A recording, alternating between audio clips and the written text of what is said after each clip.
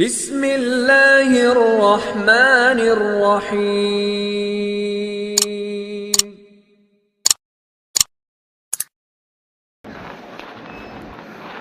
بسم اللہ الرحمن الرحیم۔ الحمدللہ نحمده ونستعینه ونستغفره ونؤمن به ونتوکل علیہ ونعوذ باللہ من شرور انفسنا ومن سیئات اعمالنا من يهده الله فلا مضل له ومن يضلله فلا هادي له ونشهد ان لا اله الا الله وحده لا شريك له ونشهد ان سيدنا وسندنا واولانا ومولانا محمدا عبده ورسوله صلى الله عليه وعلى آله وأصحابه وأتباعه أما بعد فأعوذ بالله من الشيطان الرجيم بسم الله الرحمن الرحيم يا أيها النبي قل لأزواجك إن كنتن تردن الحياة الدنيا وزينتها فتعالين أمتعكن وأسرحكن سراحا جميلا وإن كنتن تردن الله ورسوله والدار الآخرة فإن الله عد للمحسنات منكن أجرا عظيما وقال سبحانه تبارك وتعالى من عمل صالحا من ذكر أو أنثى وهو مؤمن فلنحيينه حياة طيبة ولنجزينهم أجرهم بأحسن ما كانوا يعملون وقال النبي صلى الله تبارك وتعالى عليه وسلم إذا سلت امرأة خمسها وصامت شهرها وأطاعت بعدها وحسنت فرجها دخلت من أي أبواب الجنة شاءت أو كما قال النبي صلى الله تبارك وتعالى عليه وسلم۔ میرے محترم بھائیوں، میری محترم دینی ماں بہنوں، اللہ تبارک و تعالیٰ کا بڑا احسان و کرم ہے کہ پروردگار عالم نے ہمیں دنیا میں پیدا فرما کر اللہ تبارک و تعالیٰ کو پہچاننے کی توفیق دی۔ اللہ تبارک و تعالیٰ کی معرفت یہ اصل علم ہے کہ دنیا میں رہ کر ہم اللہ تبارک و تعالیٰ کی معرفت کو حاصل کریں۔ ہم جو کلمہ پڑھتی ہے لا الہ الا اللہ محمد رسول اللہ صلی اللہ علیہ وسلم، یہ کلمہ ایمان کا کلمہ ہے، معرفت والا کلمہ ہے۔ اس کلمے کے ذریعے اللہ تبارک و تعالیٰ کی معرفت کو حاصل کرنا ہے۔ ہمارے دنیا میں پیدا ہونے کا جو مقصد ہے وہ اللہ کی معرفت ہے۔ وما خلقت الجن والانس الا لیعبدون۔ اللہ تبارک و تعالیٰ فرماتے ہیں کہ ہم نے انسانوں کو، جناتوں کو جو پیدا کیا ہے یہ اللہ تبارک و تعالیٰ کی عبادت کے لیے پیدا کیا ہے۔ اور علماء نے لکھا ہے کہ اللہ تبارک و تعالیٰ کی معرفت عبادات کے راستے سے ملتی ہے۔ اللہ تبارک و تعالیٰ کی جو معرفت ملے گی، اللہ تبارک و تعالیٰ کی جو اوڑکھان ملے گی، اللہ تبارک و تعالیٰ کی جو پہچان ملے گی وہ عبادات کے راستے سے ملے گی۔ جتنی ہماری عبادت بڑھتی جائے گی اتنا اللہ کا تعلق ملتا جائے گا۔ لا الہ الا اللہ محمد رسول اللہ صلی اللہ علیہ وسلم یہ کلمہ ایمان کا کلمہ ہے، یہ کلمہ اسلام کا کلمہ ہے، یہ کلمہ ہماری زبان پر ہے۔ محنت کر کے اس کلمے کو اپنی دل کی گہرائیوں میں اتارنا ہے۔ حضرت مولانا صاحب فرماتے رحمۃ اللہ علیہ کہ جو کلمہ ہماری زبان پر ہے وہ کلمہ ہماری دلوں کی گہرائی میں اتر جائے گا، پروردگار عالم ساری دنیا کے مسئلے کو حل کر دے گا۔ اللہ تعالیٰ ہماری دنیا بھی آسان بنائے گا، اللہ ہماری آخرت کو بھی آسان بنائے گا۔ زبان کا کلمہ ہماری دلوں کی گہرائی میں اتر جاوے۔ لا الہ الا اللہ محمد رسول اللہ صلی اللہ علیہ وسلم یہ کلمہ بچہ بھی پڑھتا ہے، ہم بھی پڑھتے ہیں، بہت سارے غیر مسلم بھی اپنی زبان سے کلمہ پڑھتے ہیں، لیکن کلمے کی حقیقت دلوں میں نہیں ہوتی۔ اسے کچھ دیہاتی حضور کی خدمت میں آئے، قالت الاغراب آمنا کہ اللہ کے نبی صلی اللہ تبارک و تعالیٰ علیہ وسلم ہم ایمان میں داخل ہوئے، ہم نے ایمان قبول کیا۔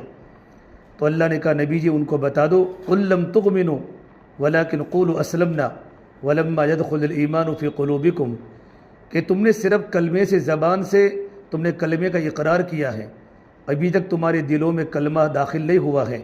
ولما يدخل الایمان فی قلوبکم، ابھی تک تمہارے دلوں کے اندر کلمے کی حقیقت داخل نہیں ہوئی۔ کہ کلمہ دل میں داخل ہونے کی نشانی کیا ہے؟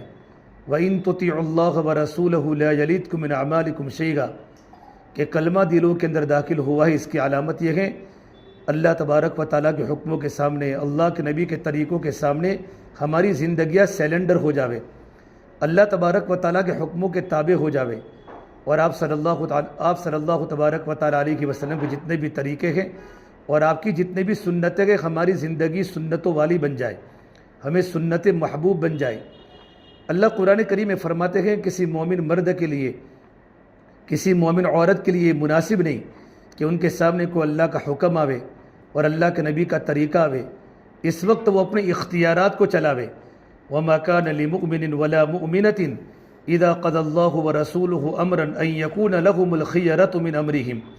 ایمان والے مرد کے لیے مناسب نہیں اور ایمان والی عورت کے لیے مناسب نہیں کہ ان کے سامنے جب اللہ کا حکم آوے اور آپ صلی اللہ تبارک و تعالیٰ علیہ وسلم کا طریقہ آوے، اللہ کے نبی کی سنت آوے، اس وقت ہم اپنی منمانی کے مطابق زندگی گزارے۔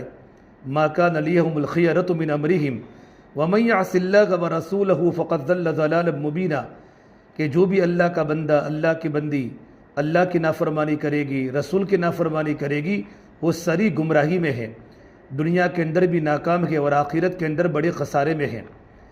ایک کلمے کا مقصد یہ ہے، کلمے کا یہ تقاضا ہے کہ ہمارے دل اس بات کا اقرار کرے اور ہمارے دلوں میں یہ بات پیوست ہو جاوے کہ لا الہ الا اللہ کرنے والی ذات صرف ایک اللہ کی ہے۔ محنت کرتے کرتے ہمارے دلوں کا دین آ جاوے کہ دلوں کا دین کیا ہے، کہ دلوں کا دین اللہ کے حکموں کو ماننا ہے، ہمارے مزاج میں اطاعت آ جاوے، ہمارے مزاج میں ماننا آ جاوے کہ مجھے کلمہ پڑھنے کے بعد زندگی کلمے کے مطابق گزارنی ہے، اللہ تبارک و تعالیٰ کے حکموں کے مطابق زندگی گزارنی ہے۔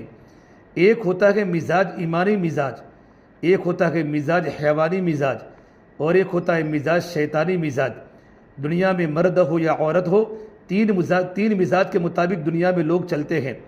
ایمانی مزاج یہ ہے کہ ہم اللہ تبارک و تعالیٰ کے حکموں کے تابع ہو جائے، اللہ کی اطاعت، اللہ کے رسول کی اطاعت، لا الہ الا اللہ محمد رسول اللہ صلی اللہ علیہ وسلم، یہ کلمہ ہماری زندگی کا مقصد بن جاوے، کلمے کے مطابق زندگی گزارنا ہمارا مقصود بن جاوے کہ مجھے اللہ کی ماننی ہے، اللہ کے رسول کی ماننی ہے۔ یہ مزاج ایمانی مزاج ہے، اور جنت میں جانے کے لیے ایمانی مزاج ہونا ضروری ہے، جہنم سے بچنے کے لیے ایمانی مزاج کا ہونا ضروری ہے، اللہ تبارک و تعالیٰ کی رضا کے لیے اور آپ صلی اللہ تبارک و تعالیٰ علیہ وسلم کے قرب کے لیے ایمانی مزاج کا ہونا ضروری ہے۔ ایک ہوتا ہے مزاج حیوانی مزاج، جانوروں کا مزاج جو دنیا میں لوگ چلتے ہیں، عورتیں بھی چلتی ہیں، مرد بھی چلتی ہیں، کہ جانور کا مزاج کیا ہے، کہ جانور کا مزاج ہے کھانا اور پینا اور اپنے خواہشات کے مطابق چلنا، دل میں جو آیا وہ کھاتے رہنا، وہ پیتے رہنا، خواہشات کے مطابق زندگی گزارنا۔ آج ہماری مرضی میں جو ہے ہم کھاتی بھی ہیں، پیتی بھی ہیں، اور خواہشات کے مطابق کپڑے بھی پہنتی ہے، بازاروں میں چلتی بھی ہے، چاہے اللہ کا حکم ٹوٹے، چاہے نبی کا طریقہ چھوٹے، اس سے ہمارا کوئی مطلب نہیں۔ ہمارا مزاج کے مطابق ہمیں زندگی گزارنی ہے، اپنی مرضیات کے مطابق زندگی گزارنی ہے، یہ تو جانوروں کا مزاج ہے۔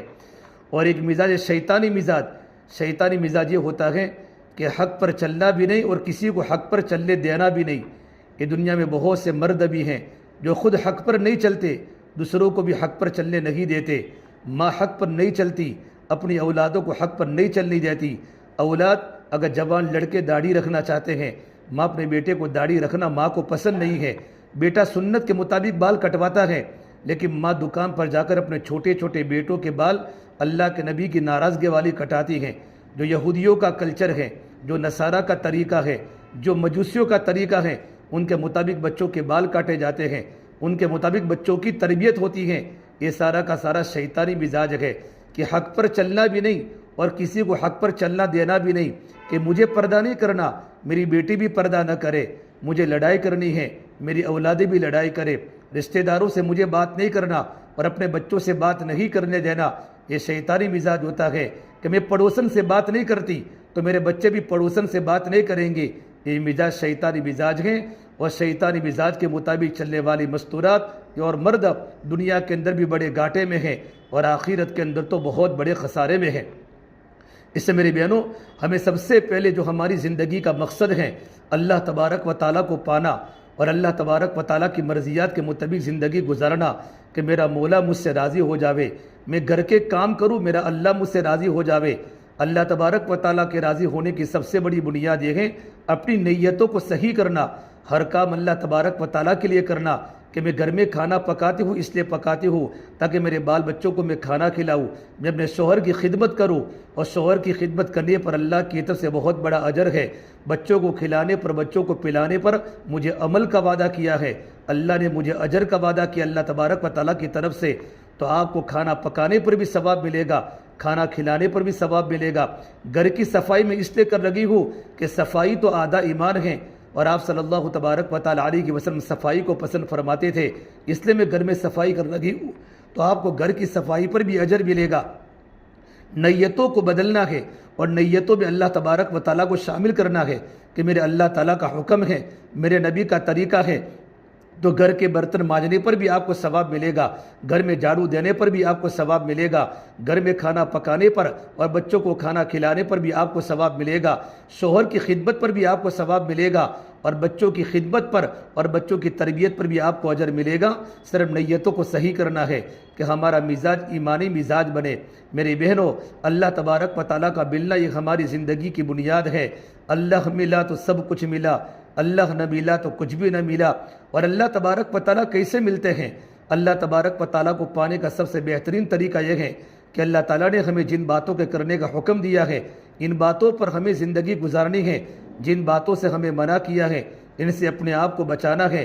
قرآن میں اللہ نے کہا ما آتاکم الرسول فخذوہ وما نہاکم عنہ فانتہوا واتقوا اللہ، کہ رسول تمہیں جن باتوں کے کرنے کا حکم کرے ان باتوں کو زندگی کا مقصد بنا دو، ان باتوں کو پورا کرنے کی کوشش کرو، اور رسول تمہیں جن باتوں سے منع کرے تمہیں یہ کام نہیں کرنا، یہ کام نہیں کرنا، ان باتوں سے اپنے آپ کو بچانا ہے، تو ہماری زندگی اس طریقے پر تیار ہو جاوے کہ ہم دنیا میں کبھی اللہ کی نافرمانی نہیں کرے گی اور اللہ کے رسول کی نافرمانی نہیں کرے گی۔ یہ ہمارا ایمان ہے۔ ایمان کا لیول جتنا مضبوط ہوگا اتنی ہماری زندگی عمل والی بنے گی۔ ایمان کی سطح کو بلند کرنا ہے اور اپنے دلوں کو دھونا ہے۔ دل کو کیسے دھونا ہے؟ کیا دل میں دنیا کی محبت پیدا ہو گئی ہے؟ دل میں سونا و چاندی کے زیورات کی محبت ہے۔ سونا و چاندی کے زیورات کی محبت عورت کی فطرت ہے، شریعت نے اس کو نہ نہیں کہا۔ شریعت تو کہتی ہے سونا و چاندی کی محبت تو ہونی چاہیے۔ زُيِّنَ لِلنَّاسِ حُبُّ الشَّهَوَاتِ مِنَ النِّسَاءِ وَالْبَنِينَ وَالْقَنَاطِرِ الْمُقَنطَرَةِ مِنَ الذَّهَبِ وَالْفِضَّةِ، عورتوں کے لیے مزین کی گئی ہے شہوات کی محبت، سونا و چاندی کی محبت، لیکن اتنی محبت ہو کہ سونا و چاندی کے زیورات کے پہننے میں ہم اللہ کے حکم سے غافل ہو جاوے، نبی کے طریقے سے غافل ہو جاوے، کپڑوں کے پہننے میں اللہ کا حکم توڑے، ایسے کپڑے پہنے جو شریعت میں ناپسند ہیں۔ شریعت نے کہا کیسے کپڑے پہننے ہیں کہ ہمارا بدن کا لباس ڈھیلا ڈالا ہو، ہمارے بدن کا لباس ڈھیلا ڈالا ہو، ہم پردے سے زندگی گزارے۔ فرما اللہ کے نبی صلی اللہ تبارک و تعالیٰ علیہ وسلم نے رب کاسیات عاریات مائلات ممیلات، میرے نبی نے فرمایا میں نے جہنم کی دو قسموں کو دیکھا ہے، صنفان من اہل النار، میں نے جہنم کی دو قسموں کو دیکھا۔ ایک قسم تو وہ ہیں کہ جن کے ہاتھوں میں کوڑے ہوتے ہیں اور وہ کوڑوں کے ذریعے دوسروں پر حملہ کرتے دوسروں کو مارتے ہیں۔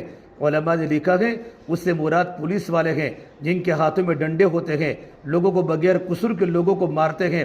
جہنم کی جو دوسری قسم ہے وہ عورتیں ہیں رب کاسیات عاریات مائلات ممیلات، کہ بہت ساری کپڑا پہننے والی عورتیں آخرت میں بغیر کپڑے کے ہوگی، کپڑا پہننے والی عورتیں آخرت میں بغیر کپڑے کے ہوگی، اور ایسے کپڑے پہنے گی مائلات، جب وہ پالمپور کے مارکیٹ میں چلے گی یا بازاروں میں چلے گی تو غیر محرم نوجوانوں کو اپنی طرف مائل کرے گی۔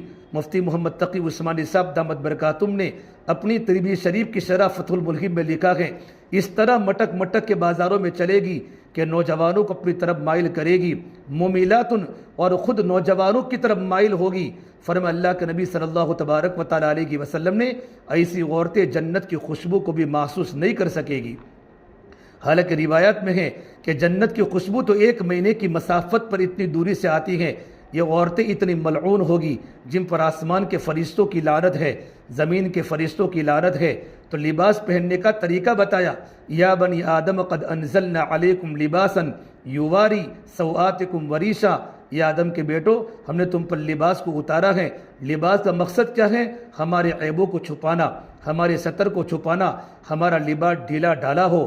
تو میرے نبی نے فرمایا بہت ساری کپڑا پہننے والی عورتیں بغیر کپڑے کے ہوگی۔ ملا علی قاری رحمۃ اللہ علیہ نے اس حدیث کی تشریح فرمائی ہے کہ کپڑا پہننے کے باوجود بغیر کپڑے کی دکھے گی۔ اتنے باریک باریک کپڑے پہنے گی۔ آج ہماری مارکیٹوں میں نئی نئی جو شاپنگیں ہو رہی ہیں، شادی کے موقع پر اور منگنی کے موقع پر اور خوشی کے موقع پر جو کپڑے بازاروں سے خریدے جاتے ہیں، اتنے باریک اور اتنے پتلے کپڑے ہوتے ہیں۔ بعض کپڑوں میں تو آستینیں ہوتی بھی نہیں ہیں، خالی استر کا کپڑا ہوتا ہے کہ کپڑا پہننے کے باوجود بغیر کپڑے کے دکھے گی۔ ایسے کپڑے بازاروں سے لائے گی اور ایسے کپڑے اپنے بدنوں پر پہنے گی جسے بدن کا ابھار و ابھار باہر دکھائی دے گا، بدن کے اندر کی چیزیں باہر دکھائی دے گی۔ تو میرے نبی نے فرمایا یہ جہنم کی قسم ہے، یہ جہنمی عورتیں ہیں۔ اور ایک ترجمہ لکھا ہے اتنا فیٹ کپڑے پہنے گی، اتنا چست کپڑے پہنے گی۔ آج ہمارے معاشرے میں ایسے چست کپڑے پہنے جاتے ہیں کہ بدن کا ابھار باہر نظر آتا ہے، بدن کا نشیب و فرات باہر دکھائی دیتا ہے۔ اتنے باریک اور اتنے فیٹ کپڑے پہننے جاتے ہیں کہ کپڑے پہننے کے باوجود بغیر کپڑے کی دکھے گی۔ ایسی عورتیں جنت کی خوشبو کو بھی محسوس نہیں کر سکے گی۔ اور فرمایا اللہ کے نبی صلی اللہ تبارک و تعالیٰ علیہ وسلم نے یہ جہنم کی عورت کی قسم ہے۔ اس سے میری بہنوں زندگی ہماری ایمانی مزاج والی بنے کہ میں مسلمان ہوں، میں اللہ کی بندی ہوں، میں اللہ کے نبی کی امتی ہوں، مجھے زندگی کیسے گزارنا ہے۔ میں کھانے پینے میں آزاد نہیں، میں کپڑا پہننے میں آزاد نہیں، میں شادی کے موقع پر آزاد نہیں، میں منگنی کے موقع پر آزاد نہیں، میں بچے کی پیدائش پر آزاد نہیں۔ خوشی کی ایسی منانی ہے جو اللہ کا حکم ہے، غم ایسا منانا ہے جہاں اللہ کا حکم ہے کہ خوشی میں شریعت نہ ٹوٹے اور غمی کے موقع پر اللہ ناراض نہ ہو جاوے، اللہ کے نبی ناراض نہ ہو جاوے۔ اس طرح ہمیں زندگی گزارنی ہے۔ ایمان جب بنے گا، ایمان بنے گا تو اعمال بنیں گے، اور اعمال بنیں گے تو اخلاق بنیں گے، اور اخلاق بنیں گے تو معاشرہ پاکیزہ بنے گا۔ سب سے بڑی بنیادی چیز ہمارے دلوں کا دین ہے کہ دلوں میں اللہ کا یقین آ جاوے، دلوں میں اللہ کی محبت پیدا ہو جاوے۔ اللہ فرماتے ہیں یا ابن آدم، یا آدم کی بیٹی قلبک لی فلا تدخل فیہ حب غیری، یا آدم کی بیٹی تیرا دل تو میرے لیے ہے، میرے علاوہ کسی اور کی محبت دل میں داخل مت کر۔ یقین دل میں ہو تو میرا ہو، محبت ہو تو میری ہو۔ اس لیے اللہ کے نبی صلی اللہ تبارک و تعالیٰ علیہ وسلم نے اللہ سے ایمان کی محبت مانگی۔ اللہ محبب الیک الایمان، یہ اللہ جو سب سے محبوب چیز ایمان دے دے، ایمان محبوب بنا دے۔ وزینہ فی قلوبنا، اور میرے دل کا ڈیکوریشن اور میرے دل کی زینت کو ایمان بنا دے۔ وکر الینا الکفر والفسوق والعصیان، مجھے کفر سے نفرت دے دے، گناہوں سے نفرت دے دے، فسق سے مجھے نفرت دے دے۔ آپ صلی اللہ تبارک و تعالیٰ علیہ وسلم نے اللہ کی نافرمانی والے کاموں سے نفرت کی دعا کی ہے اور ایمان کی محبت مانگی، اللہ کی محبت مانگی۔ اللہم انی اسألوک حبک، یا اللہ میں تو آپ کی محبت کا سوال کرتا ہوں، وحب من یحبک، ان لوگوں کی محبت مانگتا ہوں جو تجھ سے محبت کرتے ہیں، وحب عمل یقرب الی حبک، اے پروردگار عالم میں تو ایسے اعمال کے کرنے کی محبت مانگتا ہوں جن اعمال کے کرنے سے تیری محبتوں میں اضافہ ہوتا ہے، تیری محبتوں میں ترقی ہوتی ہے۔ صحابہ اپنی دعاؤں میں اللہ کی محبت مانگتے تھے، صحابیات اپنی دعاؤں میں اللہ کی محبت مانگتی تھی۔ جس کی محبت ہوتی ہے اس کی اطاعت آسان ہو جاتی ہے۔ شوہر کی محبت ہوتی ہے بیوی کے دل میں تو بیوی شوہر کی ہر بات کو مانتی ہے۔ جن گھروں میں دیکھو، جن عورتوں کے دلوں میں اپنے شوہروں کی محبت نہیں ہوتی، وہ گھر جھگڑے کا ذریعہ بن گیا ہے، وہ گھر فساد کا ذریعہ بن گیا ہے۔ شوہر بات کچھ کرتا ہے، عورت کام کچھ کرتی ہے، عورتیں نافرمان بن جاتی ہیں۔ ان شوہروں کا گھروں میں جانا بڑا مشکل ہو جاتا ہے۔ پورے دن کاروبار میں تھک کر آتے ہیں، آٹو چلاتے ہیں، گیریج میں جاتے ہیں، جاب کرتے ہیں، تجارت کرتے ہیں، دکانوں پر نوکری کرتے ہیں، لیکن جب بیوی کے دل میں شوہر کی محبت نہیں ہوتی، جب وہ گھر میں داخل ہوتا ہے، بیوی اس رویے کے ساتھ اپنے شوہر کے ساتھ ملتی ہے کہ شوہر کا دل ٹوٹ جاتا ہے۔ حضرت عائشہ فرماتی ہے رضی اللہ عنہا کہ میرے آقا صلی اللہ تبارک و تعالیٰ علیہ وسلم جب گھر میں داخل ہوتے تھے، مسکرا کر داخل ہوتے تھے، سلام کر کے داخل ہوتے تھے، مسواک کر کے داخل ہوتے تھے۔ میں دروازے کے اندر کھڑی ہو جاتی تھی جب میرے آقا کا آنے کا وقت ہوتا تھا۔ عورتوں کی ذمہ داری ہے کہ شوہر کے گھر سے نکلتے وقت اور شوہر کے گھر سے آتے وقت اپنے گھر کے کام کاج کو چھوڑ دے، شوہر کو اچھی طرح رخصت کرے۔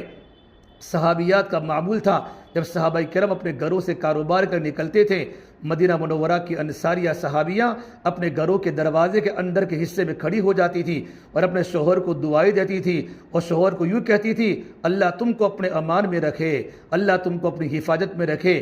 پھر چاشت کی 2 رکعت پڑھ کے اللہ سے دعا کرتی تھی، اے پروردگار عالم، میرا شوہر روزی کمانے گیا ہے تاکہ میں اور میرے بچے کسی کے سامنے سوال نہ کرے، اللہ تو میرے شوہر کی روزی میں برکت دے دے۔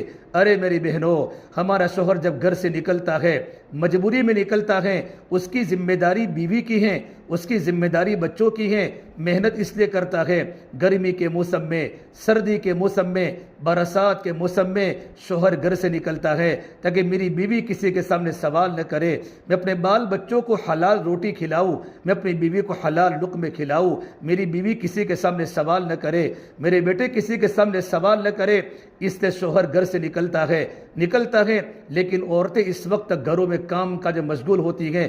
کب شوہر گیا بیوی کو پتہ نہیں، کب آٹو کو چالو کیا بیوی کو پتہ نہیں، کب شوہر گیریج پر گیا بیوی کو پتہ نہیں۔ عورت کی ذمہ داری ہے جب شوہر گھر سے نکلے اس وقت شوہر کو دعاؤں کے ساتھ روانہ کرے۔ جب شوہر کے آنے کا وقت ہے کہ میرا شوہر مغرب کے بعد آتا ہے یا عصر کے بعد گھر پر آتا ہے یا عشاء کے بعد گھر پر آتا ہے، عورت کی ذمہ داری ہے اس وقت اپنے اچھے کپڑے پہن کر بن سور کر شوہر کے سامنے بننا بھی ہے، شوہر کے سامنے سورنا بھی ہے، شوہر کے سامنے زیب و زینت کو اختیار بھی کرنا ہے، اور شوہر کے سامنے جب آنے کا وقت ہو مسکراتے چہرے کے ساتھ اپنے شوہر کا استقبال کرے، سلام کا جواب دے، ان کو بٹھاوے، ٹھنڈی کا موسم ہو تو سادہ پانی پلاوے، گرمی کا موسم ہو تو ٹھنڈا پانی پلاوے، اور ان کو کھانے کا تقاضا ہے فوراً گرم گرم کھانا تیار کرے۔ جب عورت اس انداز سے، اس رویے کے ساتھ اور میٹھے بول کے ساتھ اپنے شوہر کا استقبال کرتی ہیں، اللہ کی قسم شوہر سارے دین کی تھکن اس کی زندگی سے دور ہو جاتی ہے، وہ خوش ہو جاتا ہے بیوی کو دیکھ کر۔ اسے میرے نبی نے فرمایا عورت میں 3 خوبیاں عورت کی کامیابی کی علامت ہیں۔ آپ نے صحابہ سے پوچھا بتاؤ عورت کی سب سے بڑی خوبی کیا ہے؟ ای العمل خیر، عورت کی سب سے بڑی خوبی کیا؟ صحیح ترمذی کی روایت ہے۔ تو صحابہ نے کہا یا رسول اللہ ہمیں پتہ نہیں۔ تو میرے آقا صلی اللہ تبارک و تعالیٰ علیہ وسلم فرمایا سب سے پہلی علامت یہ ہے کہ جب شوہر اپنی عورت کی طرف دیکھے اسرت ہو، تو شوہر کو عورت کی طرف دیکھ کر ہی شوہر کا دل خوش ہو جائے۔ یہ سب سے بڑی عورت کی خوبی ہے کہ بیوی کو دیکھتے ہی جب شوہر بیوی کی طرف دیکھے گا تو شوہر کا دل کب خوش ہوگا؟ جبکہ عورت نے اپنے کپڑوں کو سنوارا ہوگا، اپنے بال کو سنوارا ہوگا، ہنستے چہرے کے ساتھ، میٹھے بول کے ساتھ، اچھے رویے کے ساتھ اپنے شوہر کا استقبال کیا ہوگا، ویلکم کیا ہوگا، تو شوہر کی نظر پڑتے گی شوہر کا دل اپنے عورت کے بارے میں خوش ہو جائے گا۔ نمبر 2 فرمایا اذا امر اطاعتہ، جب شوہر کسی بات کا حکم کرے کہ بیگم آپ کو یہ کام کرنا ہے، بیگم آپ کو یہ کام کرنا ہے، گھر کے اندر کے کام بتاوے، گھر کے باہر کے کام کی ذمہ داری شوہر کی ہے، گھر کے اندر کے کام کی ذمہ داری بیوی کی ہے، تو بیوی بلا چو چیرا اپنے شوہر کی بات کو تسلیم کر لے، جی میں آپ کا ہر کام کر لوں گی۔ اور تیسری بات فرمائی شوہر کی غیر حاضری میں اور شوہر کی غیر موجودگی میں عورت کی سب سے بڑی ذمہ داری ہے اپنی عزت کی حفاظت کرے، اپنی عزت کی حفاظت کرنا، اپنی آبرو کی حفاظت کرنا، غیر محرم سے زیادہ بات نہ کرنا۔ ارے میری بہنوں، چچا کے لڑکے سے بھی پردہ ہے، ماموں کے لڑکے سے بھی پردہ ہے، خالہ کے لڑکے سے بھی پردہ ہے۔ ایک صحابی نے پوچھا یا رسول اللہ کیا دیور سے بھی پردہ ہے؟ تو میرے نبی نے فرمایا الحم الموت، ارے دیور تو موت ہے، دیور تو موت ہے، دیور تو موت ہے، کہ جتنا دیور گناہوں میں پھنس سکتا ہے، کہ دیور تو 24 گھنٹے گھر میں رہتا ہے، جتنا وہ گناہ کر سکتا ہے اتنا باہر کا انسان نہیں کر سکتا۔ شریعت نے کہاں تک بریک لگائی ہے، اس نے شوہر کی غیر موجودگی میں اپنی عزتوں کی حفاظت کرنا اور شوہر کے مال کی حفاظت کرنا، یہ تیسرا کام میرے نبی نے عورت کی خوبی کا بتایا کہ شوہر کے پوچھے بغیر مال کو رشتہ داروں میں نہ دیوے، اپنے والدین کو نہ دیوے، اپنے ماں باپ کو دینا بھی ہے، بالکل دے سکتی ہیں۔ شوہر کو بات میں بات ملا کر شوہر سے پوچھے میں اپنی ماں کے گھر دے سکتی ہوں، اپنے ابو کے گھر دے سکتی ہوں، اپنے بھائی کے گھر دے سکتی ہوں۔ شوہر گھر میں نہیں ہوتا اور شوہر کے مال میں خیانت ہوتی ہے، اللہ کے سامنے جواب دینا پڑے گا۔ ایمان جب اندر کا ایمان مضبوط بن جاتا ہے تو 2 چیزیں زندگی میں پیدا ہوتی ہیں، ایک یقین آتا ہے اور ایک تقوی آتا ہے۔ ایمان و یقین و تقوی کا نام ہے ہیں کہ اللہ تبارک و تعالیٰ کی ذات پر یقین آ جائے اور دل میں اللہ کا ڈر پیدا ہو جائے۔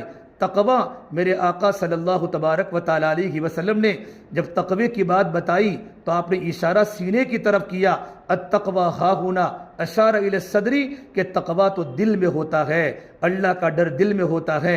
جلوتوں میں اللہ سے ڈرنا، خلوتوں میں اللہ سے ڈرنا کہ میں اللہ کے حکم کے خلاف کوئی کام نہیں کر سکتی، میرا شوہر گھر پر نہیں ہے، میرا بیٹا گھر پر نہیں ہے، میری ساس گھر پر نہیں ہے، میرا سسر گھر پر نہیں ہے، میرا دیور گھر پر نہیں ہے، میں اللہ کی نافرمانی نہیں کر سکتا، میرا اللہ تو آسمان پر بھی ہے، زمین پر بھی ہے، میرا اللہ گھر میں سب کچھ دیکھتا ہے، اللہ کو سب کچھ پتا ہے، اللہ ہمارے اندر کے حالات سے واقف ہے، زور سے بولو تو بھی سنتا ہے، آہستہ بولو تو بھی سنتا ہے، وَيَعْلَمُ السِّرَّ وَأَخْفَى، ہمارے دل میں کوئی ارادہ آوے، نیکی کا ارادہ ہو یا برائی کا ارادہ ہو، یہ ارادہ اللہ کو پتہ ہوتا ہے۔ وَأَخْفَى، ابھی تک ہمارے دل میں کوئی ارادہ نہیں آیا، مستقبل میں کون سا میرے دل میں ارادہ آئے گا، نیکی کا ارادہ آئے گا یا گناہ کا ارادہ آئے گا، یہ ارادہ اللہ تبارک و تعالیٰ کے علم میں ہوتا ہے۔ اس سے میری بہنوں، اندر کے ایمان کو مضبوط کرو، اللہ کی بڑائی کو بولنا، اللہ کے یقین کو بولنا۔ ایک مرتبہ جابر بن عبداللہ فرماتے ہیں، مسند احمد کی روایت ہے، آپ صلی اللہ تبارک و تعالیٰ علیہ وسلم کے گھر پر کھانے کا فاقہ آیا، آپ اپنی بیویوں کے گھر پر گئے کہ گھر میں کھانے کو کچھ ہے، تو ہر طرف سے آواز ہے، یا رسول اللہ ہمارے گھر میں تو کچھ بھی نہیں ہے۔ پھر آپ صلی اللہ تبارک و تعالیٰ علیہ وسلم اپنی پیاری بیٹی، جنت کی عورتوں کی سردار، آپ کی وہالی بیٹی حضرت فاطمہ زہرا کے پاس پہنچے کہ بیٹا فاطمہ بھوک بہت لگی ہے، گھر میں کھانے کو کچھ ہے؟ کہ یا رسول اللہ ابتا، ابا جان آج میرے گھر پر کچھ بھی نہیں ہے۔ آپ صلی اللہ تبارک و تعالیٰ علیہ وسلم چلے گئے۔ تھوڑی دیر کے بعد فاطمہ فرماتی ہیں کہ پڑوسن کے گھر سے 2 روٹیاں آئی اور سالن میں ایک گوشت کی بوٹی آئی، میں نے گھر پر رکھ کر اس کو چھپا لیا، میرے دل میں ارادہ کیا آج میرے بیٹے بھی بھوکے ہیں، میرے شوہر حضرت علی بھی بھوکے ہیں، لیکن یہ کھانا میں اپنے ابا جان محمد عربی صلی اللہ تبارک و تعالیٰ علیہ وسلم کو کھلاؤں گی۔ میں نے اپنے بیٹے حسن کو کہا بیٹا نانا جان کو بلا کے لے آؤ۔ آپ صلی اللہ تبارک و تعالیٰ علیہ وسلم جو گھر پر تشریف لائے، حضرت فاطمہ نے کہا ابا جان آج تو اللہ نے مجھے کھانا دیا ہے، میں نے کھانے کو چھپا کر رکھا ہے۔ جب میرے آقا صلی اللہ تبارک و تعالیٰ علیہ وسلم نے کہا بیٹی فاطمہ کھانا بتاؤ، جیسے اوپر سے کھانے کپڑے کو ہٹایا تو اندر کھانا بڑھ رہا تھا، روٹیاں بڑھ رہی تھی، سالن بڑھ رہا تھا۔ فاطمہ نے اللہ کی تعریف کی اور اپنے ابا پر درود بھیجا۔ پھر اللہ کے نبی نے پوچھا میری بیٹی فاطمہ یہ کھانا تم کہاں سے لائی؟ حضرت فاطمہ نے جواب دیا یہ کھانا تو مجھے میرے اللہ نے کھلایا ہے۔ اسی وقت اللہ کے نبی یہ کھانا تو مجھے میرے اللہ نے کھلایا ہے، میرا اللہ تو وہ ہے جو اپنے بندوں کو بے حساب روزی عطا فرماتا ہے۔ جب یہ بات فرمائی تو آپ صلی اللہ تبارک و تعالیٰ علیہ وسلم کے آنکھوں سے آنسو آئے اور اپنی بیٹی کی زبان پر ایمانی جملہ سن کر اللہ کے نبی نے فرمایا میری بیٹی تمہاری مثال بنی اسرائیل کی عورتوں کی سردار حضرت مریم کی طرح ہے کہ جب مریم رضی اللہ عنہا کو دروازے میں بند کر کے ان کے خارو زکریا علیہ السلام فلسطین کے مارکیٹ میں جب اللہ کے بندوں کو اللہ کے دین کی دعوت دینے کے لیے گئے، جب واپس آئے دروازہ لوک تھا، دروازے پر تالا لگا ہوا تھا۔ کلما دخل علیہ زکریا المحراب وجد عندها رزقا قال یا مریم انا لکی ھذا، جیسے ہی دروازہ کھولا ہے تو مریم علیہ السلام بغیر موسم کے پھل کھا رہی ہے۔ ابن کثیر میں لکھا ہے کہ سردی کے پھل گرمی کے موسم میں کھا رہی تھی۔ دیکھا مریم یا تو دروازے کو تالا ہے، دروازے کو لوک ہے، سرزمین فلسطین کی مارکیٹ میں ایسا کوئی پھل ابھی تک آیا نہیں ہے، یہ پھل تو کہاں سے لائی؟ حضرت مریم کا وہی جواب تھا قالت هو من عند اللہ ان اللہ یرزق من یشاء بغیر حساب، یہ پھل تو مجھے میرے اللہ نے کھلایا ہے۔ میرا اللہ اتنی بڑی طاقت والا، اتنی بڑی جبروت والا، اتنی بڑی قدرت والا جو اپنے بندوں کو بے حساب روزی عطا فرماتا ہے۔ پھر آپ صلی اللہ تبارک و تعالیٰ علیہ وسلم نے کھانا تناول فرمایا کہ بیٹی فاطمہ تم بھی کھانا کھاؤ، اتنی برکت ہوئی۔ یہ کھانا حضرت حسن حسین نے بھی کھایا، حضرت علی نے بھی کھایا، کھانا بچتا رہا۔ آپ نے کہا میری بیٹی فاطمہ ازواج مطہرات گھر میں بھوکی ہیں، ان کو بھی کھانا پہنچا دو، تبھی کھانے میں برکتیں ہوتی رہی۔ یقین و تقوی کے برکات تھے۔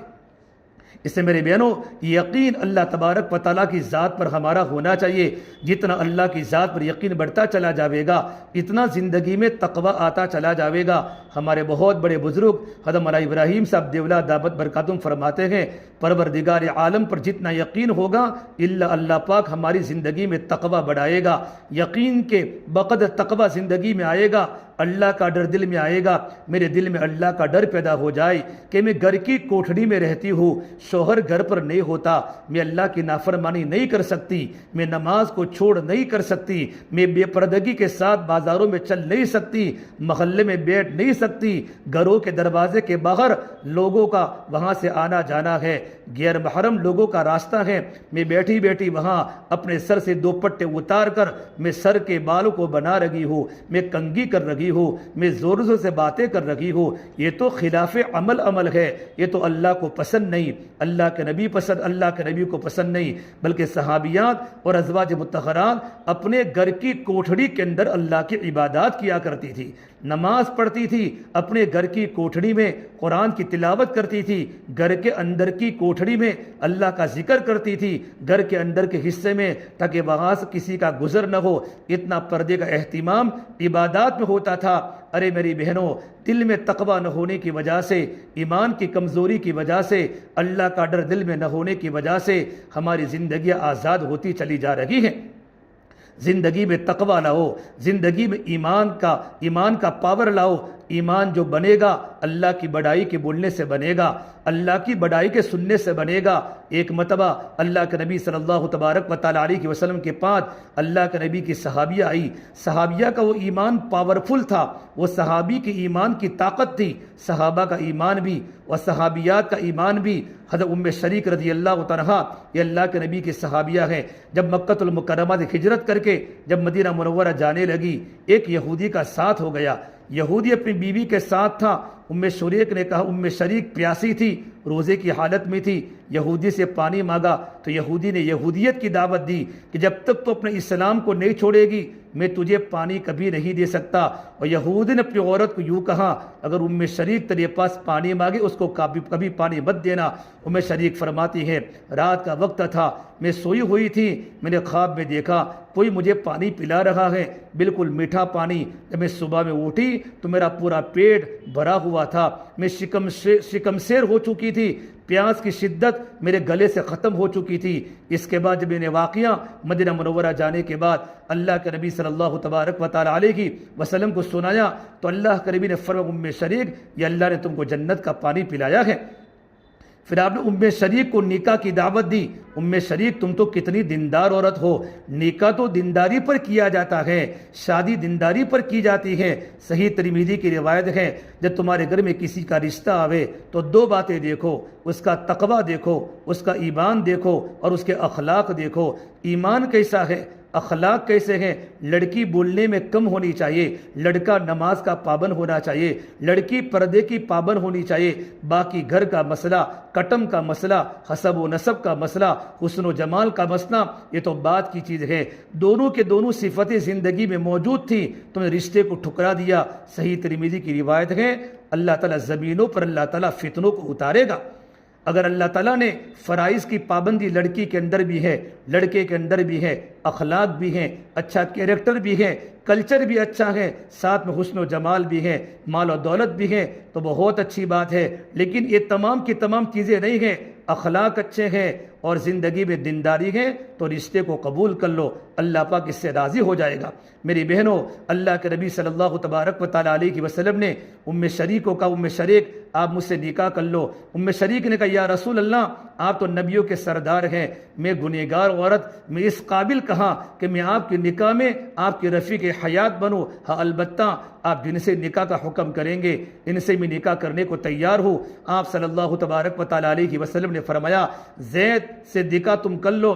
حضرت زید سے ان کا نکاح کرا دیا اور آپ نے ان کے نکاح میں 20 سا جو, 2.5 من جو دیے اور کہا, ام شریک جو کو کبھی مت ناپنا. ام شریک فرماتی ہے, میں جو کو کھاتی رہی. بڑی مدت کے بعد میں نے جو کو ناپا تو ناپنے کے بعد اتنا ہی تھا جتنا اللہ کے نبی نے ہم کو دیا. اس کے بعد برکتیں ختم ہو گئی. آپ نے فرمایا, ام شریک میں نے آپ کو کہا تھا یہ جو میں اللہ تبارک و تعالیٰ کی برکتیں ہوگی، لیکن آپ نے میری اطاعت نہیں کی، آپ نے میری بات کو ٹھکرا دیا، اور آپ نے چند دنوں کے بعد، چند مدت کے بعد آپ نے اس کو ناپنا شروع کیا تو اس سے برکتیں ختم ہو گئی۔ حضرت جابر بن عبداللہ فرماتے رضی اللہ تعالیٰ عنہ کہ ایک مرتبہ امرہ بنت رواحہ کی بیٹی، نعمان بن بشیر کی بہن، بشیر بن سعد کی بیٹی اپنے ماموں اور اپنے ابا کے لیے کچھ کھجوریں لے کر خندق والوں کے پاس پہنچی۔ غزوہ خندق ہو رہا تھا، امرہ بنت رواحہ کی بیٹی وہاں پہنچی، اللہ کے نبی صلی اللہ تبارک و تعالیٰ علیہ وسلم وہاں موجود تھے۔ کہ بیٹی تو کہاں جا رہی ہیں؟ تو امرہ بنت رواحہ کی بیٹی نے یوں کہا، یا رسول اللہ، میری ماں نے مجھے کچھ کھجوری دی ہیں، میرے ابا اللہ کے راستے میں خندق میں ہیں، خندق میں کھڈے کھود رہے ہیں، میرے ماموں خندق میں کھڈے کھود رہے ہیں، میں ان کو کھجوریں کھلانے جا رہی ہوں، آپ نے کہا مجھے وہ کھجوریں دے دو۔ وہ بیٹی فرماتی ہیں اتنی کم کھجوریں تھیں، جب میں نے اللہ کے نبی صلی اللہ تبارک و تعالیٰ علیہ وسلم کے آپ کے ہاتھ مبارک میں جب میں نے کھجوریں دی تو آپ کا ہاتھ خالی تھا، تھوڑی سی کھجوریں تھی، آپ نے کپڑا بچھایا اور کپڑے میں کھجوریں ڈالی، آپ نے کہا بیٹی خندق والوں کو بلاؤ، 1500 کا مجمع خندق کھود رہا ہے، 1500 کا مجمع حضور کی خدمت میں آیا اور کھجوریں کھاتا رہا، کھجوریں بڑھتی رہی، کھجوریں بڑھتی رہی، کھجوریں بڑھتی رہی۔ یہ ایمان و تقوی کے برکات تھے۔ میری بہنوں، زندگی میں اللہ کا یقین پیدا کر لو، زندگی میں اللہ کا ڈر پیدا کر لو، کہ زندگی میں ڈر پیدا ہو جائے، گناہوں سے نفرت پیدا ہو جائے۔ میرے زندگی میں گناہ نہیں ہو سکتا، میں اللہ کی نافرمانی نہیں کر سکتی، میں جھوٹ بول نہیں سکتی۔ جب ماں جھوٹ بولتی ہے، اولادیں جھوٹ بولتی ہے۔ جب ماں نافرمانی کرتی ہے، اولادیں نافرمانی کرتی ہے۔ بچے تو ماں باپ کی زندگی کو دیکھتے ہیں، ماں کیا کرتی ہیں۔ علماء نے لکھا ہے بچے تو ماں باپ کی زندگی کا اصل لیتے ہیں۔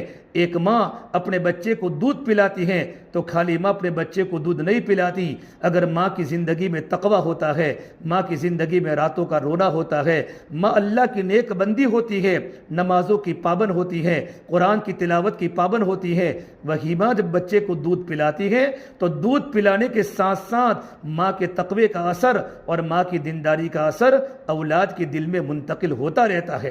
خدا نہ کرے میری بہنوں، اگر ماں کی زندگی میں تقویٰ نہیں ہے، ماں دیندار نہیں ہے، ماں فیس بک کی عادی ہے، ماں واٹس ایپ کی عادی ہے، ماں سیریلوں کے دیکھنے کی عادی ہے، بے پردگی کے ساتھ گھروں میں رہتی ہے، اور جب گھروں سے باہر نکلتی ہے بے پردگی کے ساتھ نکلتی ہے، زبانوں کی دراز ہے، لمبی زبان ہے، بہت بولتی ہے، وہی ماں جب اپنے بچے کو دودھ پلاتی ہے تو دودھ پلانے کے ساتھ ساتھ ماں کی غلط زندگی کا اثر اولاد کے اندر منتقل ہوتا ہے۔ میری بہنوں، خود پابند بنو۔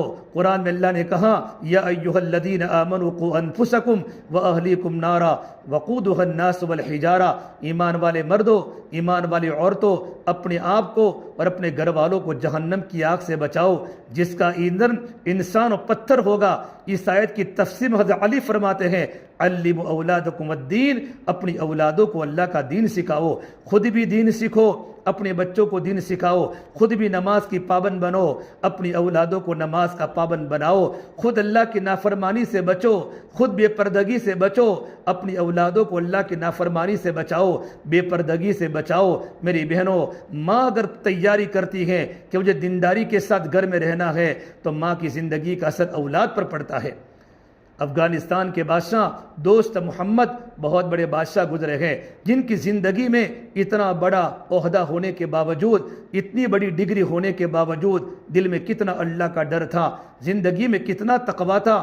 ان سے زیادہ ان کی بیوی دیندار تھی۔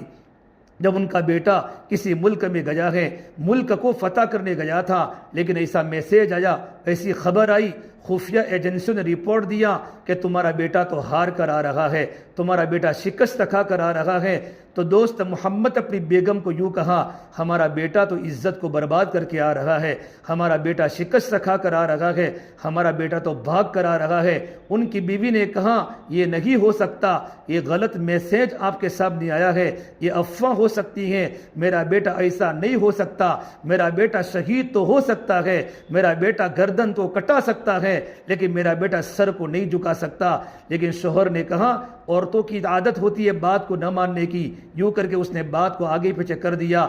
چند دنوں کے بعد خبر آئی، رپورٹ آیا کہ تمہارا بیٹا تو فاتح بن کر آ رہا ہے، تمہارا بیٹا فتح کے شامیانے بجاتا بجاتا آ رہا ہے، غازی بن کے آ رہا ہے اور ملک کو فتح کر کے آ رہا ہے۔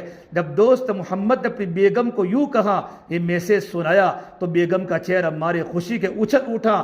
لیکن دوست محمد نے اپنی بیوی کو یوں کہا، تو نے اس یقین سے کیسے کہہ دیا کہ میرا بیٹا ہار نہیں سکتا، میرا بیٹا جیت کے آ سکتا ہے، سر کو کٹا سکتا ہے لیکن سر کو جھکا نہیں سکتا۔ ان کی بیوی بتاتی ہے، ارے میرے بہنوں، میں کسی مولوی صاحب کے گھر کی کارگزاری نہیں سناتا، میں کسی دیندار انسان کے گھر کی کارگزاری نہیں سناتا، میں ایک بادشاہ کی بیوی کی کارگزاری سناتا ہوں۔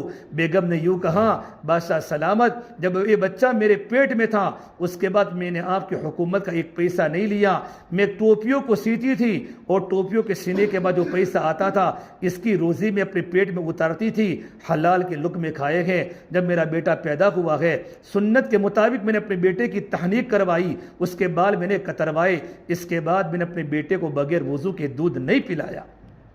سردی کے موسم میں جب ٹھنڈی ٹھنڈی راتیں ہوتی تھی، بیٹا جب دودھ کا تقاضا کرتا تھا میں بار بار وضو کرتی تھی اور وضو کر کے اپنے بیٹے کو دودھ پلاتی تھی۔ جس ماں نے اللہ کے نبی کی سنت کے مطابق اپنے بچے کی پرورش کی ہو اور اپنی بچے کی تربیت کی ہو، وہ بیٹا بزدل کیسے ہو سکتا ہے؟ کیونکہ میرے نبی بزدل نہیں تھے، میرے نبی تو طاقتور تھے، تو نبی کا سچا امتی بزدل نہیں ہو سکتا، نبی کا سچا امتی طاقتور ہو سکتا ہے، ایمانی پاور ہوتا ہے، اس کا ایمانی لیول مضبوط ہوتا ہے۔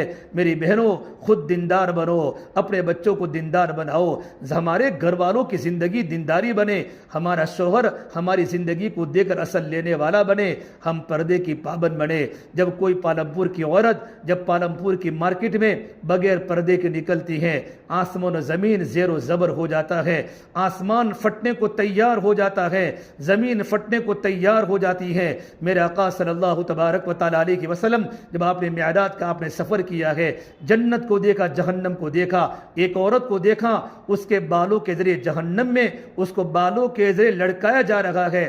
ارے میری بہن، اگر آپ کا بیٹا چھوٹا سا بچہ آپ کا بال کھینچے آپ کو کتنی تکلیف ہوتی ہے؟ عورت کا پورا جسم بالوں کے ذریعے لڑکایا جا رہا ہے۔ اللہ کے نبی نے پوچھا، جبرائیل یہ کون عورتیں ہیں؟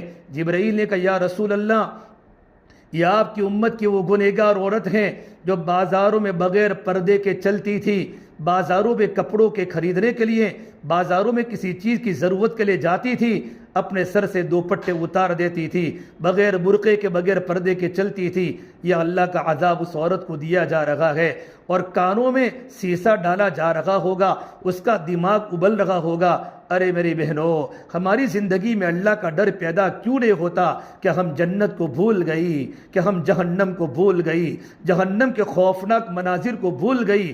جبرائیل علیہ السلام جب میرے آقا کے پاس تشریف لاتے تھے، جب واپس جاتے تھے تو ایجاد لے کر جاتے تھے، قرآن کریم کی وحی کو لے کر حضرت جبرائیل 24,000 مرتبہ 23 سال کے عرصے میں محمد عربی صلی اللہ تبارک و تعالی علیہ وسلم کے پاس پہنچے ہیں۔ ایک مرتبہ حضرت خدیجہ گھر میں تھی، اللہ کے نبی حضرت خدیجہ کے گھر میں تھے، اپنی بیوی کے پاس سے جبرائیل قرآن کریم کی وحی کو لے کر آئے۔ تھوڑی دیر کے بعد بغیر اجازت کے چلے گئے۔ اللہ کے نبی صلی اللہ تبارک و تعالی علیہ وسلم کو خیال ہوا، جبرائیل جب میرے پاس سے جاتے ہیں مجھے پوچھ کر جاتے ہیں، اجازت لے کر جاتے ہیں، اس مرتبہ اجازت کیوں نہیں لی؟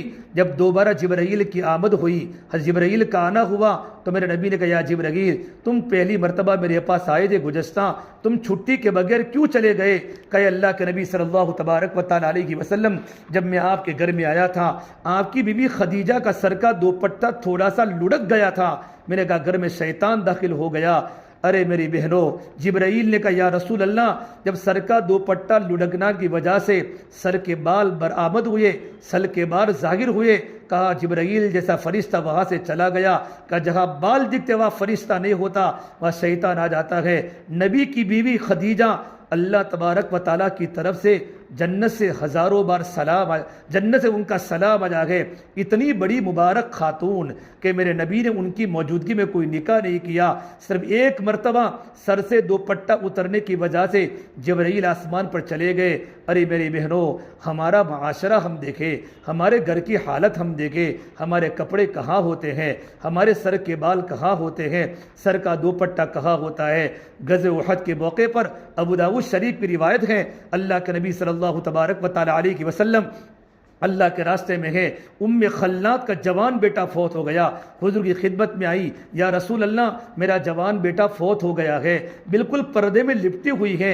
ایک صحابی نے کہا خلات تم پردے میں لپٹی ہوئی ہو، تمہارا جوان بیٹا اللہ کے راستے میں فوت ہو گیا، تو کہا کہ عورت نے کیا جواب دیا کہ میرا بیٹا فوت ہوا، میری حیا تو فوت نہیں ہوئی، میرا بیٹا فوت ہوا ہے، میری حیا تو فوت نہیں ہوئی، غمی کا موقع ہے، جوان بیٹا اللہ کے راستے میں فوت ہو گیا ہے لیکن پردے میں لپٹی ہوئی ہے۔ یہ ان کے اندر کا ایمان کا پاور تھا، ایمان کی سطح تھی۔ میرے بہنوں، یہ ایمان جو بنے گا وہ دعوت کے راستے سے بنے گا، اس لیے اپنے گھر کے ماحول کو اچھا بناوے، اپنے گھروں میں نماز کی پابندی ہو، قرآن کی تلاوت کی پابندی ہو، صبح شام تسبیحات کی پابندی ہو، موقع محل کی دعاؤں کا اہتمام ہو، اور قرآن کریم کی تلاوت، اور اپنے گھروں میں فضائل اعمال کی تعلیم کا حلقہ ہو، اپنے گھر میں بچوں کو بٹھا کر ماں تعلیم پڑھ رہی ہو۔ ان فضائل کی کتابوں میں حیات الصحابہ میں صحابہ کے واقعات ہیں، ازواج مطہرات کے واقعات ہیں، اللہ کے نبی کی بیٹیوں کی زندگی ہے، نماز کے فضائل، قرآن کے فضائل،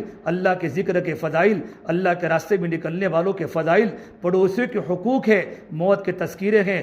مفتی جناب عابدین صاحب فرمایا کرتے تھے اگر ہمارے گھروں میں تعلیم کے حلقے شروع ہوئے تو تعلیم کے حلقوں کی برکت سے ہمارے بچوں میں عمل کا شوق پیدا ہوگا، اور اچھے صفات کے مذاکروں کی برکت سے ہمارے بچوں کا مزاج دعوت والا بنے گا۔ اس سے میری بہنوں، اپنے گھروں میں تعلیم کا حلقہ چالو کرو۔ اگر گھروں میں تعلیم کا حلقہ شروع نہ ہوا، ہم گھر پر رہتی ہوئی بھی بے گھر ہو جائے گی، ہمارے بچے آوارہ ہو جائیں گے، ہماری بیٹیاں سروں سے دوپٹے اتار دے گی۔ گھروں میں دینداری کو لانا ہو، زندگی کو خوشگوار بنانی ہو، گھروں میں چین لانا ہو، میاں اور بیوی کے درمیان محبتوں کی فضا قائم کرنی ہو، اولادوں کو اپنی آنکھوں کی ٹھنڈک کا ذریعہ بنانا ہو، گھروں میں تعلیم کا حلقہ زندہ کرے، فضائل کی تعلیم ہمارے گھروں میں ہو، گھروں میں قرآن کی تلاوت ہو، فجر کے بعد سورہ یاسین پڑھی جا رہی ہو، مغربہ سورہ تبارک الذی الف لام سجدہ اور سورۃ الواقعہ، یہ 4 سورتوں کے معمول کے ساتھ ساتھ روزانہ پاؤ پرا آدھا پرا، اللہ جتنا پڑھنے کی توفیق دے اتنا ہم قرآن کریم کو ضرور پڑھیں۔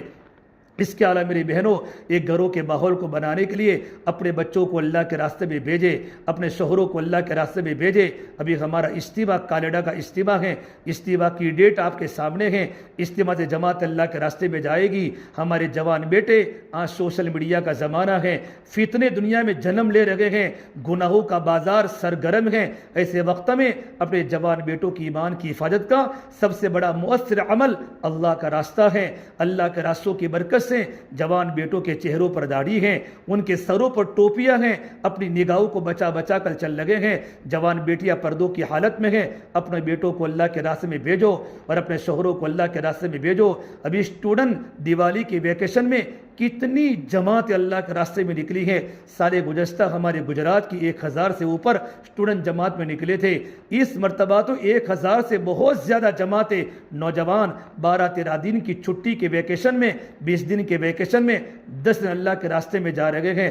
بچوں کا رجوع اللہ کی طرف ہو رہا ہے، چھوٹے چھوٹے لڑکے ہیں 15-16 سال کے، ان کی ابتدائی جوانی اللہ کے حکموں کے پیچھے چلے گی، بعد میں جا کر اللہ کے برگزیدہ بندے بنیں گے، ماں باپ کی آنکھوں کی ٹھنڈک کا ذریعہ بنیں گے۔ اور میری بہنوں، آپ بھی اللہ کے راستے میں نکلو، مرد اللہ کے راستے میں نکلتے ہیں، آپ 3 دن اللہ کے راستے میں جاؤ، ہر 3 مہینے کے بعد دوسری مرتبہ 3 دن اپنے محرم کے ساتھ جاؤ، پھر 3 مہینے کے بعد 2 مرتبہ 3 مرتبہ 3 دن لگ جاوے، پھر اللہ کے راستے میں 10 دن جاؤ، 2 مرتبہ 10 دن لگ جاوے، 3 مرتبہ 2 مرتبہ آپ اللہ کے راستے میں چلے میں جاؤ، آپ کا چلہ لگ جاوے، پھر اللہ کے راستے میں بیرون 2 مہینہ جاؤ۔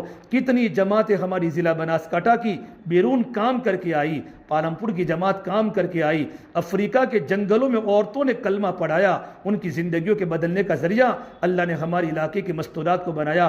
اس سے میرے بہنوں یہ کچھ چیزیں ہیں جن کو اپنی زندگی میں لانی ہے۔ مجھے بھی اللہ عمل کی توفیق دے، اللہ آپ کو بھی عمل کی توفیق دے، گھر جا کر فکر کے ساتھ اپنے گھروں کے ماحول کو ٹھیک بنانے کی فکر کرے۔ اللہ مجھے بھی عمل کی توفیق دے، اللہ آپ کو بھی عمل کی توفیق دے۔ ابھی دعا ہوگی انشاءاللہ، اور دعا کے بعد مستورات تشکیل کر کے پھر پرچہ مسجد کے اندر بھجوا دے۔ اللهم لك الحمد كله ولك الشكر كله ولك الخير كله وإليه يرجع الأمر كله اللهم صل على سيدنا محمد وعلى آل سيدنا محمد وبارك وسلم۔ یا اللہ ہمارے گناہوں کو معاف فرما، یا اللہ خطایا سے درگزر فرما، سیئات کو حسنات سے مبدل فرما، تیرا تعلق ہم سب کو نصیب فرما، تیری ذات عالی سے ہونے کا یقین زندگی میں پیدا فرما۔ یا اللہ تو ہم سے راضی ہو جا، ہمیں اپنے آپ سے راضی فرما لے۔ یا اللہ تو ہمارا بن جا، تو ہمیں اپنا بنا لے۔ یا اللہ پوری امت کی گناہوں کو معاف فرما، پوری امت کی مغفرت فرما، پوری امت کی جان کی، مال کی، عزت کی، آبرو کی حفاظت فرما، امت کی پریشانیوں کو دور فرما، امت کے حالات کو درست فرما۔